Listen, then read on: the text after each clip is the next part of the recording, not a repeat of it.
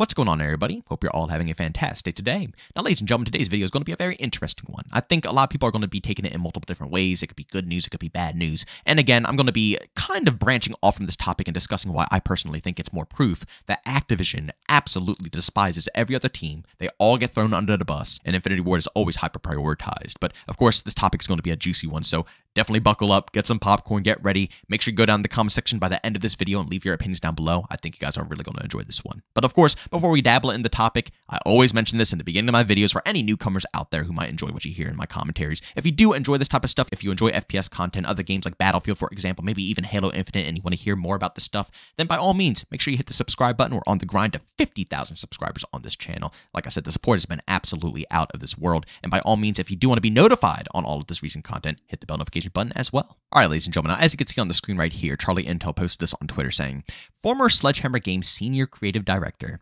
says in an interview with MinMax that Advanced Warfare 2 was in development before Call of Duty World War II, but it was an executive decision to switch to World War II. Says there were some internal demo level created back in 2015. He also says the first COD Sledgehammer Games was working on was a Call of Duty meets Uncharted type action adventure game and was a third-person brutal war experience. Now, all right, let's dig right deep into this right here. Like I said, it's a lot of stuff to talk about, and I am going to discuss on why I personally think that this means that Activision, once again, over-prioritizes Infinity Ward, but I do want to mention Advanced Warfare 2. I gotta be honest, it might have been an extremely good move by Activision.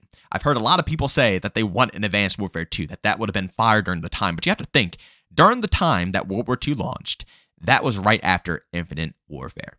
And you have to remember, Infinite Warfare was not disliked bombed because it was a bad game. It wasn't disliked bombed because, it sucked. It was disliked bombed because it was the third jetpack COD straight. You have to understand, Activision's looking at this game, they're like, okay, it doesn't matter how good Advanced Warfare 2 is. It doesn't matter how much work we put into this title.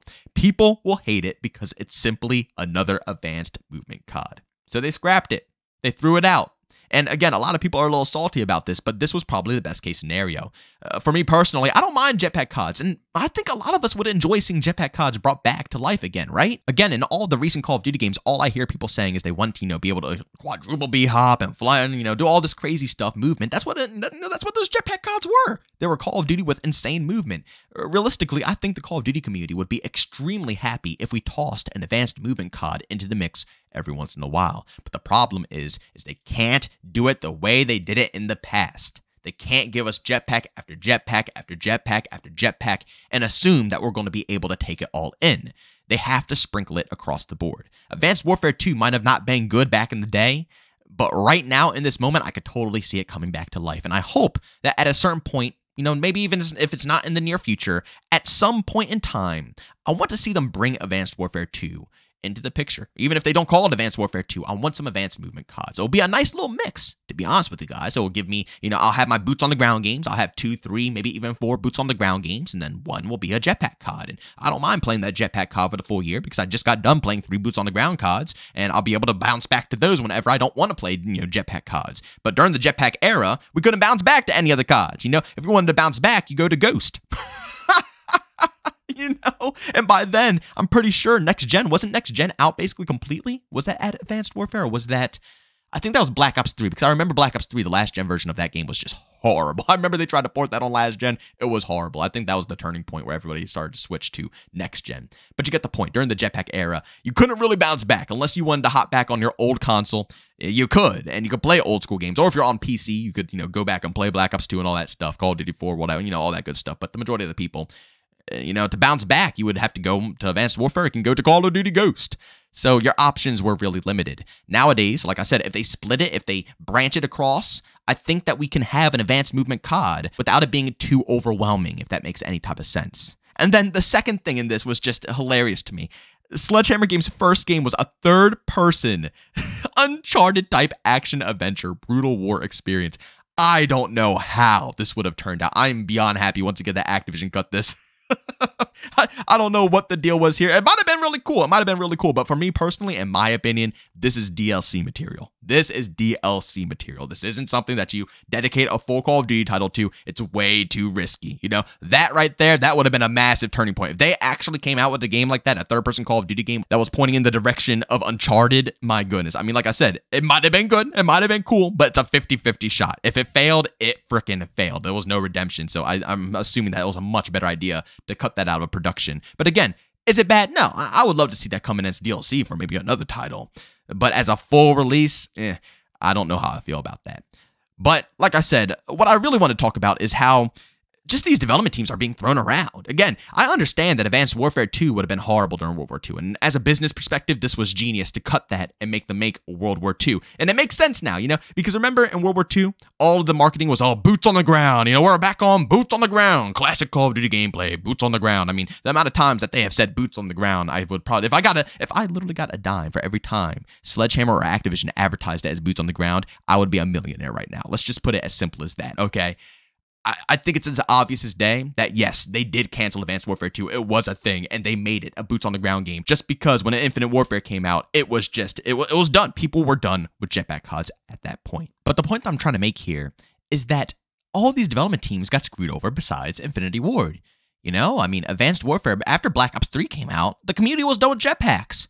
Now, at this current point, you know, I'll be honest, probably Black Ops 3 is the most accepted jetpack Call of Duty game out of the bunch. And I won't say my favorite. No, I'll say my favorite anyways. I like the Infinite Warfare more. I always get crap for saying I like Infinite Warfare more than Black Ops 3, but I honestly don't even give a crap at this point. But like I said, the whole community was pretty much tired of jetpack CODs at that point in time. And even though we all like it now, Black Ops 3, during the prime of that game, you cannot lie to me. You could just go back and look at all the YouTube channels. People were done with jetpacks, okay? We could say we like it now, but during the prime, we were done with jetpacks. So Activision already saw that we were tired of that stuff. They saw that we were pretty much done and that Black Ops 3 should be, you know, the finishing point.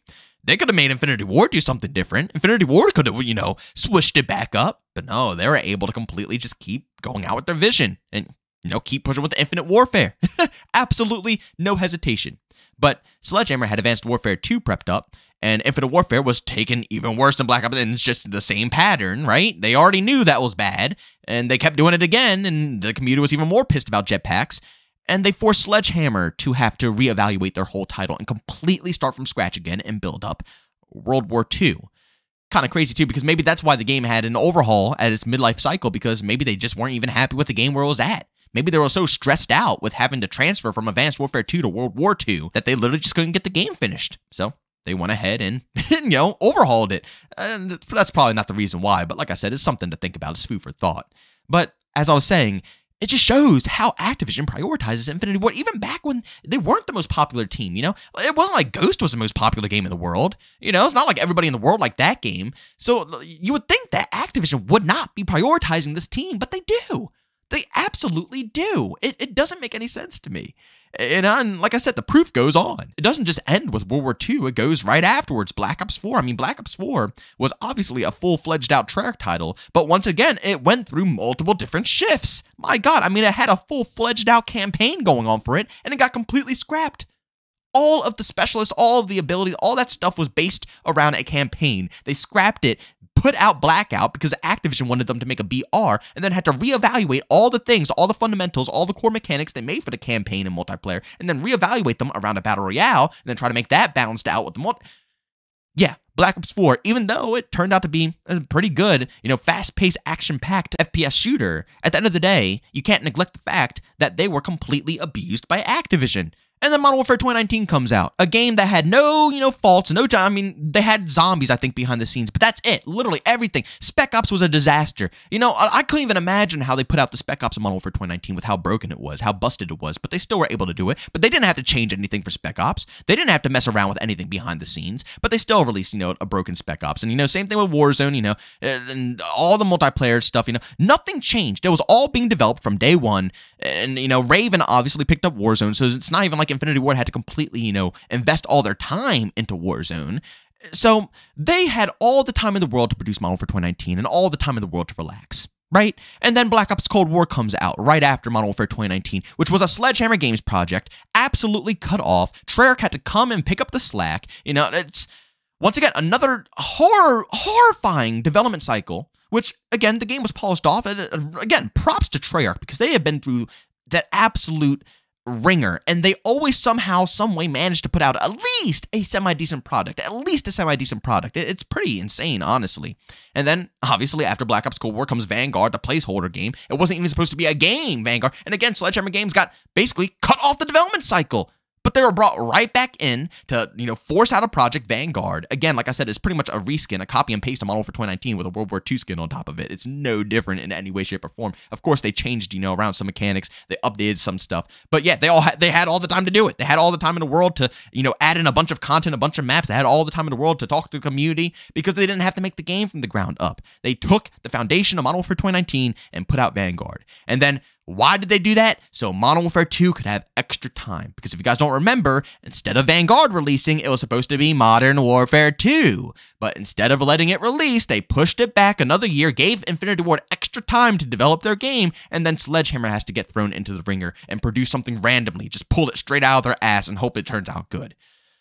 Guys, again, like I said, I personally think that even though, like I said, this was a good business move to not put out Advanced Warfare 2 because, gosh, that would have been bad. I'll be honest, that would have been bad. It would have been cool because, I feel like some people really enjoyed Advanced Warfare. It wasn't really my cup of tea, but a lot of people would have enjoyed it. But for the overall community and just having another jetpack game for the 4th time in a row, it would have been bad. So I understand why they cut it. But again, it just shows how willing Activision is to bend the rules when it comes to Infinity Ward and how strict they are to make sure their business practices are followed when it comes to the other teams, Treyarch and Sledgehammer.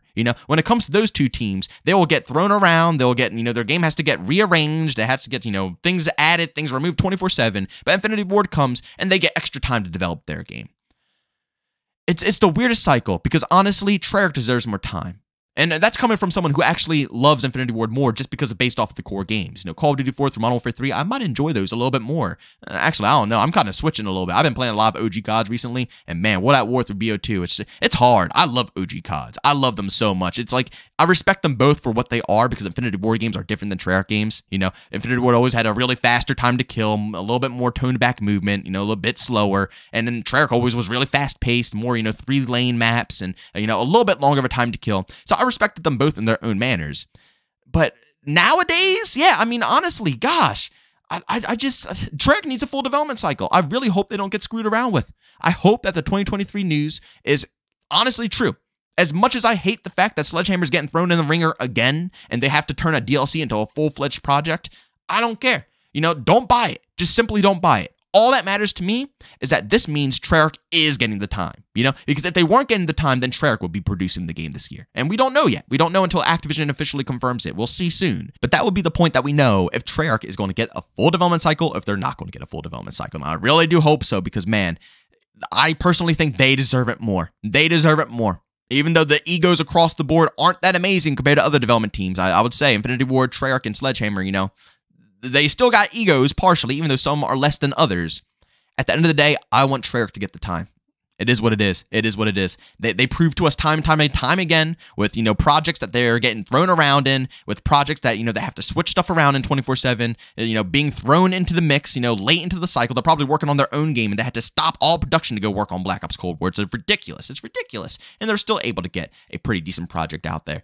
Give them all their time they need, please. That's all we need right now. Enough with prioritizing Infinity Ward. Please, for love of it, enough with it. But ladies and gentlemen, do me a massive favor. Go down in the comment section and leave your opinions down below on how you feel about a brand new Advanced Warfare 2. And would you have preferred to see that back in the day over World War II? Or do you think it was a good move that they went ahead and, replaced it with World War II? Like I said, personally, I think it was a good move that they replaced it because, seriously, a 4th jetpack COD in a row was a little rough, you know what I'm saying? And also, what do you guys think about that third-person COD game that's like Uncharted?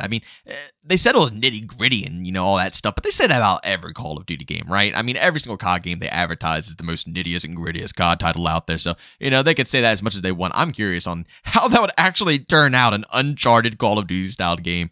Guys, please leave your opinions down below. But, ladies and gentlemen, thanks so much for checking out this video. If you enjoyed it, make sure to leave a like. If you hate it, leave a dislike. Also, for brand new and other content, don't forget to subscribe and that notification button. Also, on chat me, this two-way do so. I have Twitter and Discord, both linked down in the description. And also, want to catch me live streams of video games over on Twitch. Link that's in the description as well. But guys, thanks so much for tuning in. See y'all next one.